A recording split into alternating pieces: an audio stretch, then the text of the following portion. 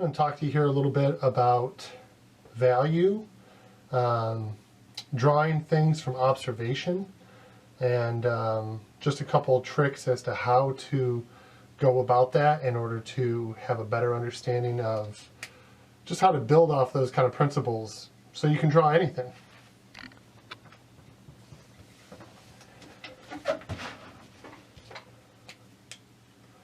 So a couple principles to remember when you're drawing is that no matter what, you're only going to be able to make a line with a pen or marker, pretty much whatever you decide to work with. It's only going to make a line. So you've got to kind of break down everything you look at into lines, and then kind of see where those go, what kind of shapes they create, and then how best to recreate them. And most of us can tell at a pretty young age if we've recreated things accurately. Areas that are different, is it larger, is it smaller, what kind of things did I miss, what kind of things do I need to look at when I go back. How can I improve it? That's a question that maybe you gain more as you practice. Are there little tricks that you can do, right, in order to make it look more accurate? So again, this is just lines and value. So if I'm drawing something simple like this, right, I break it down into the shapes. I look, especially depending on what angle I look at, straight down. This is pretty straight across. I've got a couple lines, and then I've got the bottom of it. But from straight down, the bottom looks pretty flat. Even though I know this is round, it's going to look pretty flat like that. If I tilt it at an angle, all of a sudden, I still have those same lines. They're a little shorter, and the bottom now becomes curved. And the top becomes curved, like so.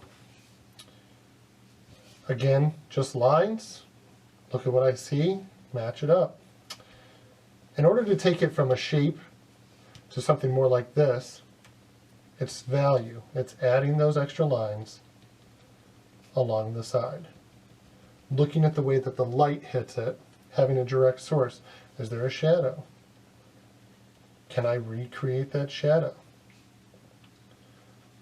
Something that artists do in order to ensure that they have a better understanding of what they're actually looking at is if I'm drawing from maybe a picture, I'll turn that picture upside down so my brain doesn't try to recreate it, but instead it draws what it sees in front of it.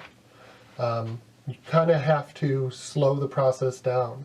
If I have a really large image, something like this that I'm working at, I'll break it down into small little sections and work on a section at a time.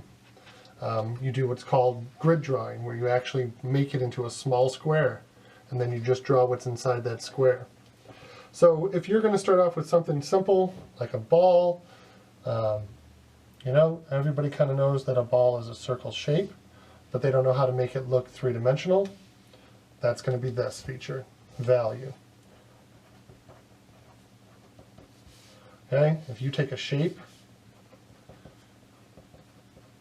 and you add it to value, that's when you start to see more of your realism. That's when you start to get into your three-dimensional objects. That's when you start, most of us, start to feel successful with our artwork. So start with a ball, look at the shape, then you start looking at other things. Take a small little section and just look at what does the light do when it hits that small section.